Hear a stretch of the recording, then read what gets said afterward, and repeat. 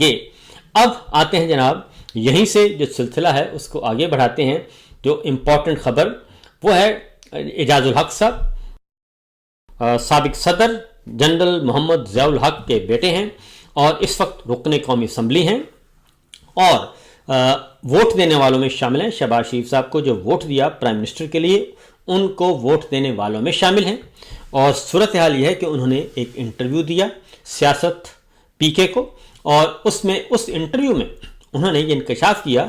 نواز شریف صاحب کے لیے انہوں نے بادشاہ سلامت کا لفظ استعمال کیا. انہوں نے کہا جی بادشاہ سلامت کو لایا ہی اس لیے گیا تھا کہ ان کو وزیر اعظم بنایا جائے گا اور ان کو وزیر اعظم بنا کر پھر اسرائیل کو تسلیم کروایا جائے گا. اور یہ سارے کا سارا انہوں نے ایک اسکرپٹ جو ہے وہ انفولڈ کیا ہے اور بہت بڑی خبر انہوں نے یہ بریک کی ہے. چاہے کسی کو اچھا لگے چاہے کسی کو برا لگے، ہمارے بادشاہ سلامت کی کہ انہوں نے پاکستان آنا تھا اور راہ ہموار کرنی تھی کہ اسرائیل کو کیسے تسلیم کیا جائے. ہندوستان کے ساتھ تعلقات بہتر کر رہے ہیں وہ میں نے اپنی تقریر میں بڑے طریقے سے بتا دیا. یہ ایک ایجنڈا ہے جس ایجنڈے پہ ہم نے چلنا ہے. نواز شریف صاحب کی واپسی جو ہے یہ نیشنل اسٹیبلشمنٹ کی مرضی سے ہو رہی ہے. وزیر اعظم بنانے کے لیے کس طرح سے وہ پاپڑ بیلے جا رہے ہیں.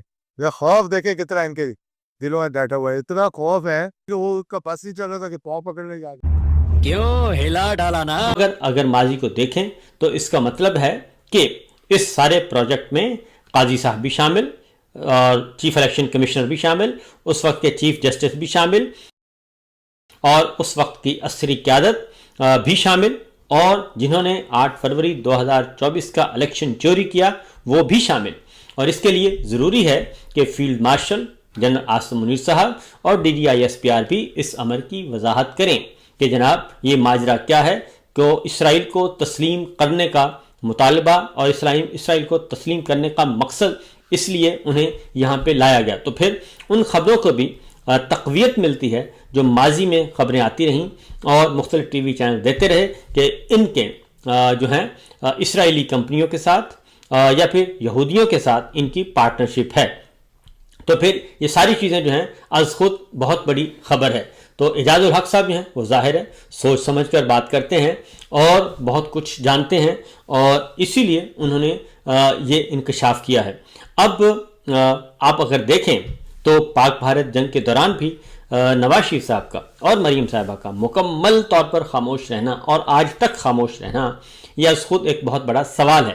کیونکہ ابھی تک اس وقت تک جب ہم آپ سے گفتگو کر رہے ہیں ابھی تک انہوں نے نریندر مودی جس کو بھارت کی اپوزیشن جو ہے وہ سرنڈر مودی کے نام سے یاد کرتی ہے ان کے بارے میں ابھی تک ایک بیان بھی نہیں دیا.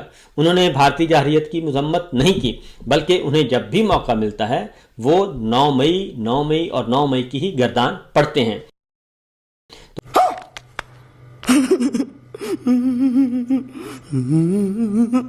کون ہیں یہ لوگ؟ کہاں سے آتے ہیں؟